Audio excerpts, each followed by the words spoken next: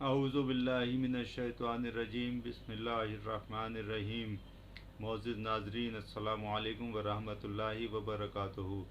ناظرین، ہمارا فضائل اعمال کا گھر کی تعلیم کا سلسلہ جاری ہے۔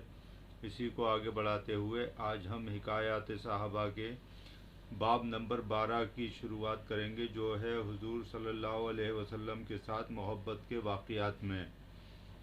اگرچہ جتنے قصے اب تک نقل کیے گئے ہیں وہ سبھی محبت کے کرشمے تھے کہ محبت ہی ان حضرات کی والہانہ زندگی کا سبب تھی، جس کی وجہ سے نہ جان کی پرواہ تھی، نہ زندگی کی تمنا، نہ مال کا خیال تھا، نہ تکلیف کا خوف، نہ موت سے ڈر۔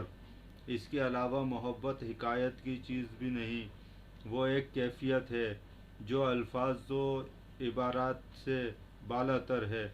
محبت ہی ایک ایسی چیز ہے جو دل میں بس جانے کے بعد محبوب کو ہر چیز پر غالب کر دیتی ہے۔ نہ اس کے سامنے ننگ و نموس کوئی چیز ہے، نہ عزت و شرافت کوئی شے۔ حق تعالی شانہ اپنے لطف اور اپنے محبوب کے وسیلے سے اپنی اور اپنے پاک رسول صلی اللہ علیہ وسلم کی محبت عطا فرمائے تو ہر عبادت میں لذت اور دین کی ہر تکلیف میں راحت۔ حضرات، اسی کا پہلا قصہ ہے، باب نمبر 12 کا پہلا قصہ ہے حضرت ابو بکر رضی اللہ تعالی عنہ کا اعلان اسلام اور تکلیف۔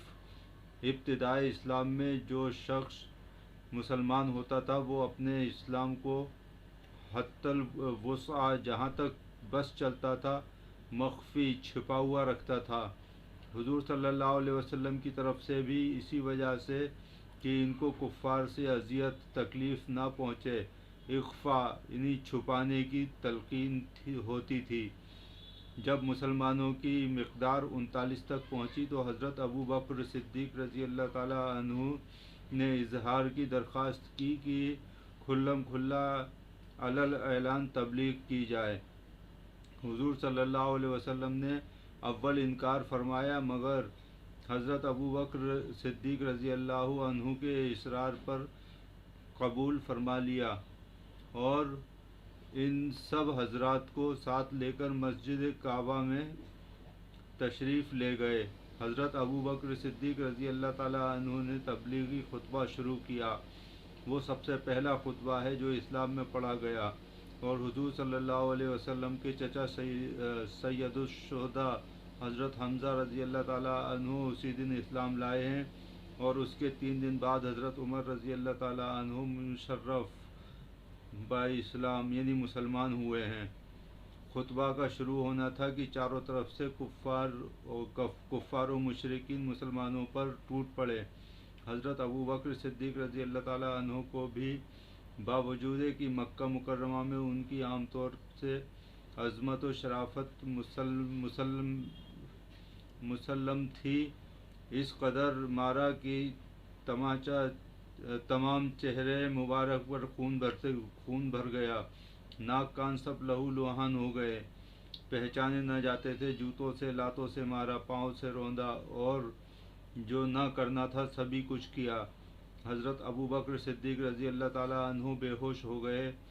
بنو تیم یعنی حضرت ابو بکر صدیق رضی اللہ تعالی عنہ کے قبیلے کے لوگوں کو خبر ہوئی، وہ وہاں سے اٹھا کر لائے۔ کسی کو بھی اس میں تردد نہ تھا کہ حضرت ابو بکر صدیق رضی اللہ تعالی عنہ اس وحشیانہ حملے سے زندہ بچ سکیں گے۔ بنو تیم مسجد میں آئے اور اعلان کیا کہ حضرت ابو بکر رضی اللہ تعالی عنہ کی اگر اس حادثے میں وفات ہو گئی تو ہم لوگ ان کے بدلے میں عتبہ بن ربیعہ کو قتل کر دیں گے۔ عتبہ نے حضرت صدیق اکبر رضی اللہ تعالی عنہ کے مارنے میں بہت زیادہ بدبختی کا اظہار کیا تھا۔ شام تک حضرت ابو بکر رضی اللہ تعالی عنہ کو بے ہوشی رہی۔ شام کو آوازیں دینے پر وہ بولے تو سب سے پہلا لفظ یہ تھا کہ حضور صلی اللہ علیہ وسلم کا کیا حال ہے۔ لوگوں نے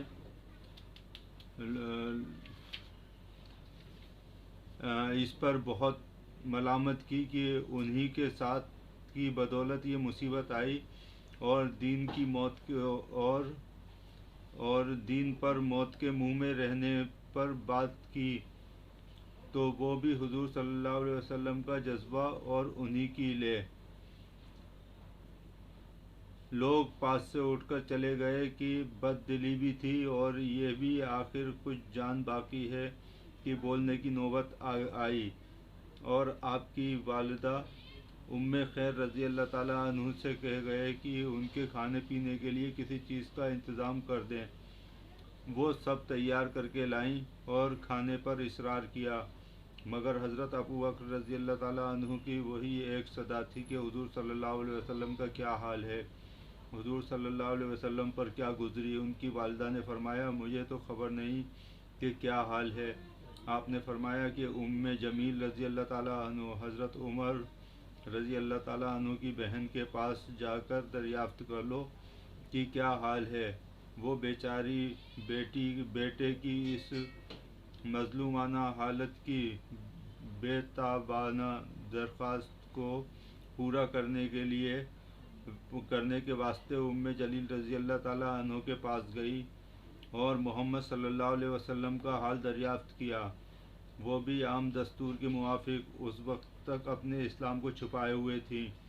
फरमाने लगी, मैं क्या जानूँ कौन मोहम्मद सल्लल्लाहु अलैहि वसल्लम और कौन अबू बकर रज़ी अल्लाह ताला अन्हु। तेरे बेटे की हालत सुनकर रंज हुआ, अगर तू कहे तो मैं चलकर उसकी हालत देखूं। उम्मे खैर रज़ी अल्लाह ताला अन्हु ने कबूल कर लिया, उनके साथ गई और हज़रत अबू बकर रज़ी अल्लाह ताला अन्हु की हालत देखकर तहम्मुल ना ला सकी, तब बेतहाशा रोना शुरू कर दिया कि बद किरदारों ने क्या हाल कर दिया, अल्लाह ताला उनके लिए किए की सज़ा दे। हज़रत अबू बकर रज़ी अल्लाह ताला अन्हु ने फिर पूछा कि हुज़ूर सल्लल्लाहु अलैहि वसल्लम का क्या हाल है। उम्मे जमील रज़ी अल्लाह ताला अन्हु ने हज़रत अबू बकर रज़ी अल्लाह ताला अन्हु की वालिदा की तरफ इशारा करके फरमाया कि वो सुन रही है। आपने फरमाया कि उनसे खौफ ना करो।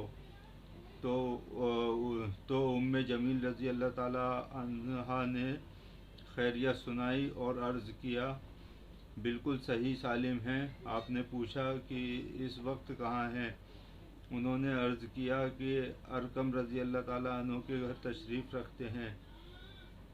आपने फरमाया कि मुझको खुदा की कसम है कि उस वक्त तक कोई चीज़ ना खाऊं ना पीऊँगा जब तक हुज़ूर सल्लल्लाहु अलैहि वसल्लम की ज़ियारत ना कर लूँ।